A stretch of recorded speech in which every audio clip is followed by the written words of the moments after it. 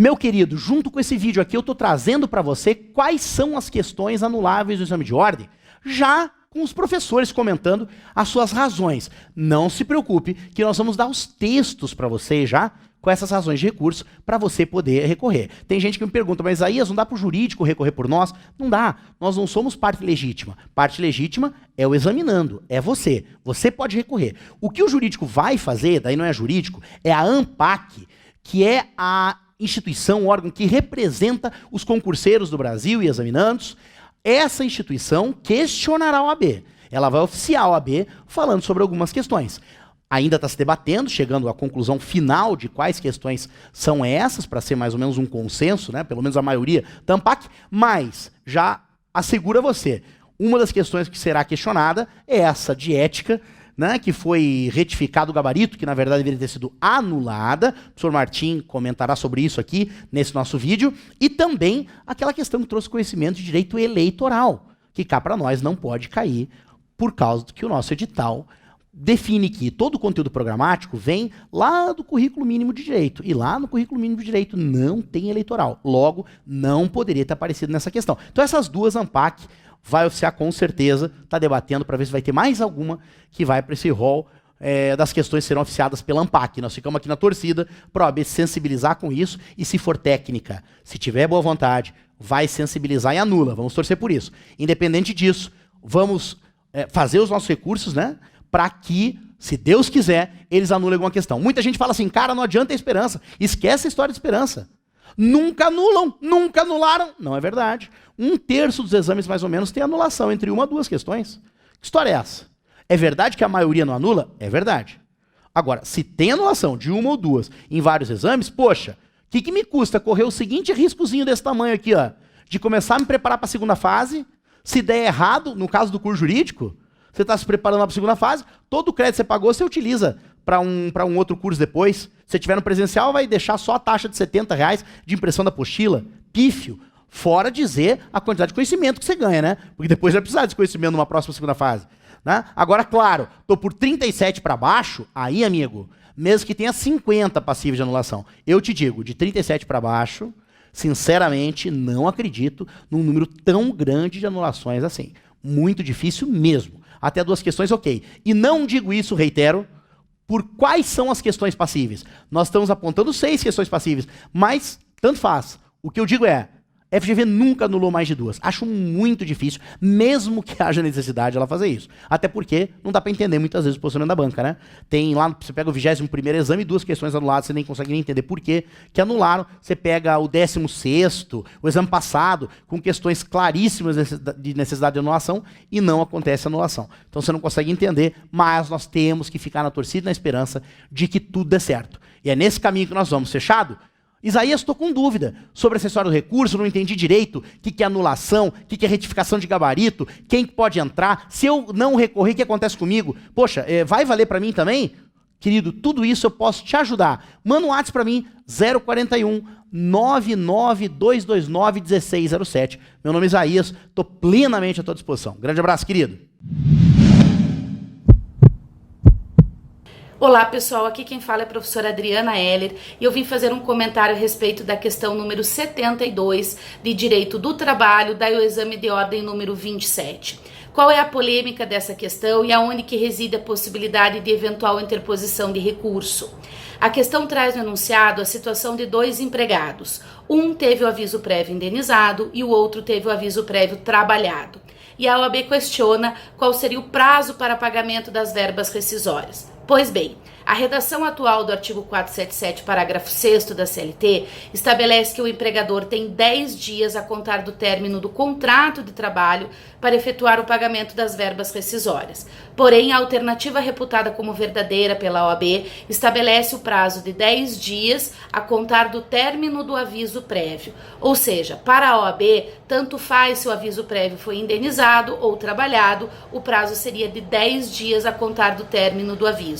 E a polêmica reside justamente na interpretação da jurisprudência em relação a esse artigo, pois a jurisprudência tem se manifestado no sentido de que para o empregado que teve o aviso prévio indenizado, o prazo de 10 dias deveria começar a contar da data da comunicação da dispensa. E somente para os empregados que tiverem um aviso prévio trabalhado, cumprido, é que o prazo de 10 dias deveria ser computado a partir do término do aviso prévio.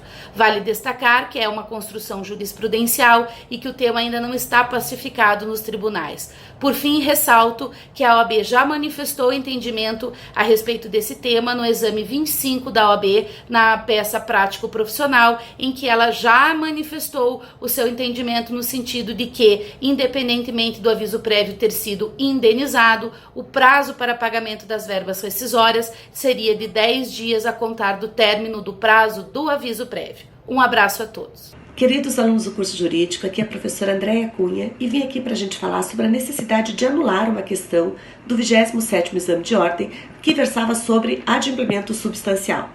Foi dada como correta a letra C, na questão 36 da prova amarela, questão 37 na prova verde, 38 na prova branca e 40 na prova azul.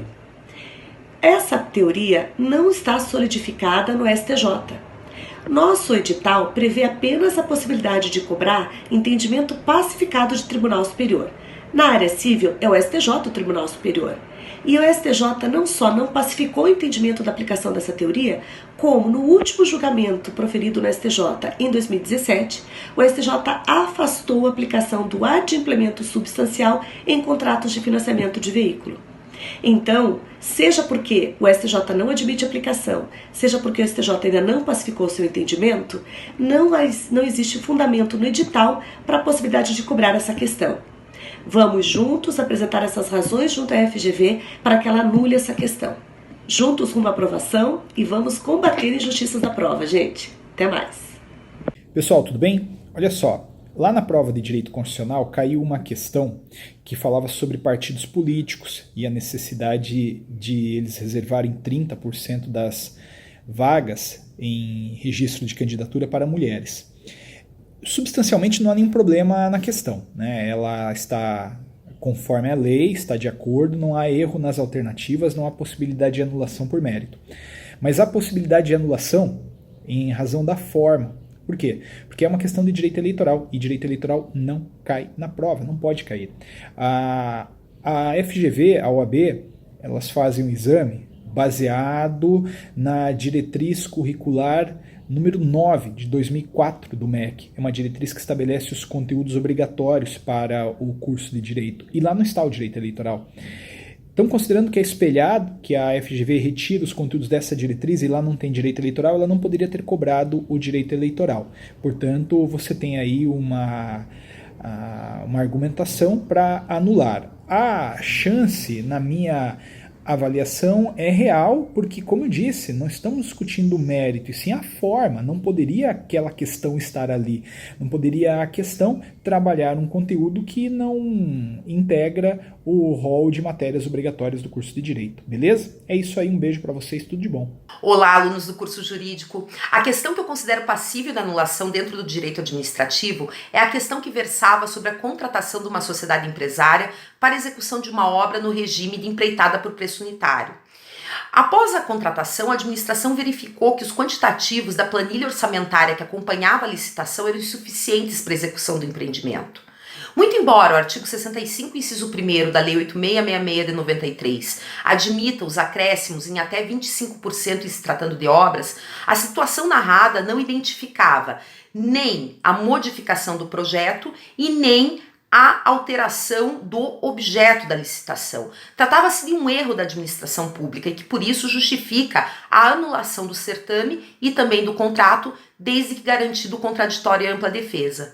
Então não desanime, vamos acreditar que essa questão também pode ser anulada. Queridos alunos, estou aqui com a prova branca, questão 1, que fala do bacharel Guilherme, aqui do 27º Exame de Ordem. Ora, essa questão deve ser anulada, ela tem uma falha técnica, pois pergunta, segundo o Estatuto da Advocacia e da OAB, o bacharel pode fazer o quê? Mandado de segurança é para direito líquido e certo, todo mundo sabe disso, e o HC, liberdade de ir e vir. Entretanto, o Estatuto diz que o mandado de segurança é ato privativo do advogado e que o HC, o bacharel, pode sim manejar. Portanto, se perguntou segundo o estatuto diz que o HC é um ato que o bacharel pode promover. E não é o estatuto que diz que o mandado de segurança é para defender direito líquido e certo. Isso está em outra legislação. Portanto, quem marcou a A e a B, ambas estão corretas e o examinando não pode ser prejudicado por uma questão que tem dupla interpretação. Olá pessoal, tudo bem com vocês? Aqui é o professor Michel Canossês. A gente está gravando esse vídeo aqui para abordar a questão de processo penal que falava de um advogado que oferecia uma queixa-crime, que essa queixa-crime ela estava instruída com uma procuração com poderes especiais.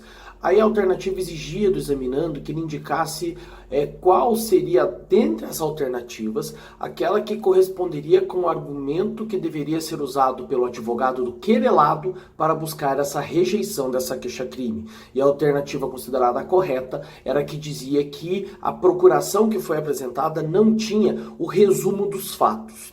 Pois bem, por que essa questão deve ser anulada, na minha visão? Em primeiro lugar, porque essa questão ela não traz os dados suficientes para você falar que não havia a descrição resumida dos fatos que seriam imputados ao querelado. Por quê? Porque quando você fala em procuração com poderes especiais, necessariamente você já está mencionando aqui, ainda mais uma questão objetiva, a satisfação dos requisitos contidos no artigo 44 do Código de Processo Penal, que fala justamente dessa procuração com poderes especiais. Então, nessa leitura dessa questão, quando você lê e você vê contido que tem que ter uma procuração com poderes especiais e que essa procuração estava presente, por óbvio que você já presume que foram satisfeitos os requisitos do artigo 44 do Código de Processo Penal. Logo, não é possível se extrair do enunciado da questão a inexistência de uma síntese fática na procuração que o querelante ofereceu a esse advogado para o oferecimento dessa queixa-crime. Por isso, na minha visão, olhando para o enunciado, não havia alternativas corretas para serem indicadas, razão pela qual a questão deve ser anulada. Um abraço a todos, desejo sucesso, até mais, tchau!